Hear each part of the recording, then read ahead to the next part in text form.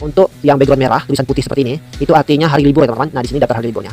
Nah, untuk yang kuning-kuning ini, yang kuning-kuning seperti ini, itu daftar kegiatan.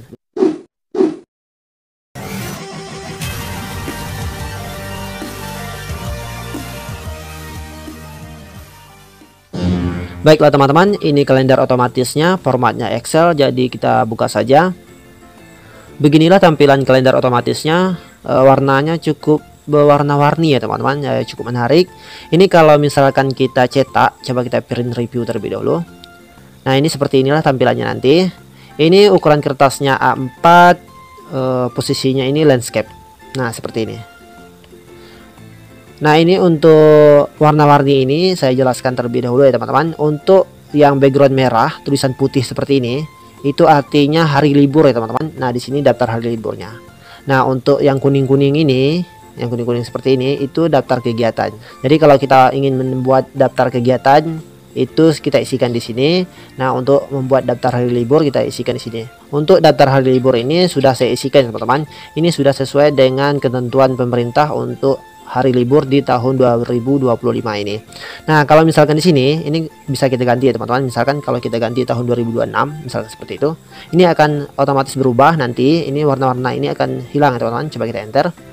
Nah, itu kan hilang. Ini Januari 2026, begini tampilan kalendernya sampai ke bulan Desember. Ini 2027 kita juga bisa ganti, misalkan 2027. Nah, seperti itu. Atau mungkin kita bikin 0001, misalkan seperti itu. Nah, seperti ini.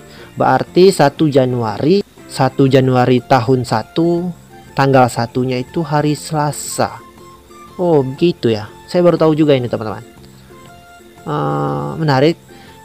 Kita kembalikan saja ke tahun 2025 saja ya teman-teman. Berarti hari itu dimulai dengan hari Selasa ya. Jadi kita coba membahas untuk pengisian ini ya teman-teman. Nah, kalau untuk daftar hari libur ini saya rasa ini sudah lengkap. Misalkan kalau ada yang saya lupa, silakan teman-teman tambahkan saja di sini. Nanti silakan teman-teman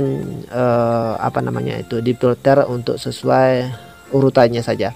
Nah, untuk daftar kegiatan ini kan yang warna kuning ini. Nah, ini bisa disesuaikan dengan kebutuhan teman-teman. Coba kita hapus saja ini terlebih dahulu. Ya, kita hapus saja. Ini kita kosongkan saja. Nah, seperti itu. Sebaiknya kalau untuk mengisi daftar kegiatan ini jangan di sini ya teman-teman, tetapi di file lain. Caranya kita blok seperti ini. Nah, seperti itu. Lalu kita Ctrl C atau copy. Lalu kita bikin file baru kita pastikan di sini. Misalkan seperti itu ya teman-teman. Kita atur dulu. Sebaiknya kita ini saja, kita lebar. Nah, seperti itu.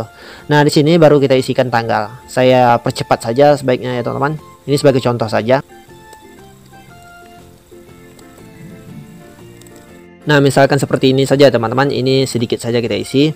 Nah, ini kan ada bulan 2, bulan 12, bulan 6, bulan 8. Ini kan tidak berurutan ya teman-teman. Lalu bagaimana cara kita mengurutnya? Caranya cukup mudah. Di sini kita klik di sini di nomor tanggal dan keterangan ini. Kita klik di sininya ya teman-teman. Kita klik seperti ini.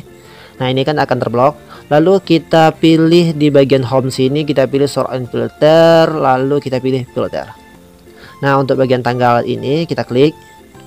Lalu kita pilih A ke Z ini. Artinya dari yang paling, ya pokoknya dari A ke Z lah gitu teman-teman. Kita klik ini. Kalau yang AZ ke A itu kebalikannya. Kita pilih ini. Nah, seperti itu. Ini kan bulan 2, bulan 6, bulan 8, dan bulan 12. Ini kan sudah berurutan. Lalu tinggal kita copy saja. Kita copy seperti ini. Ctrl C kopinya. Lalu kita kembali ke file yang tadi. Lalu kita pastikan saja di sini. Nah, seperti itu. Lalu kita klik ini. Sebenarnya tanpa diklik ini juga tidak jadi masalah.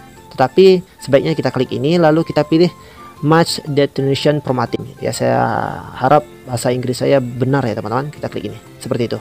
Nah, kenapa kita perlu mengklik seperti itu? Nah, begini contohnya. Kita coba kembalikan di sini. Nah, misalkan, ini misalkan ya teman-teman. Misalkan kita bikin format hurufnya seperti ini, lalu kita bikin kecil seperti ini. Ini kan 9, format hurufnya seperti ini. Nah, kalau misalkan kita copy seperti ini, lalu kita Ctrl C, kita copy, lalu kita pastikan di sini. Ini misalkan ya teman, kita pastikan di sini. Ini kan tulisannya itu, jenis hurufnya, jenis tulisannya itu tidak sama ya teman-teman dengan yang ada di sini. Itulah fungsinya, kita klik ini lalu kita pilih Match Destination Formatting. Nah, kita klik, maka akan menyesuaikan. Jadi hurufnya akan jadi Arial Naro lagi, sama dengan sebelahnya seperti itu. Ini kalau misalkan agak panjang nih teman. Nah seperti ini, agak panjang seperti itu. Ini tulisan apa sih? Nah kalau kita enter, nah ini akan mengecil. Jadi akan menyesuaikan agar masuk di kolom ini seperti itu. Ya saya rasa cuma itu saja. Saya rasa teman-teman bisa menggunakan kalender otomatis ini mungkin untuk kebutuhan kegiatan atau kebutuhan pribadi atau kebutuhan pekerjaan juga boleh.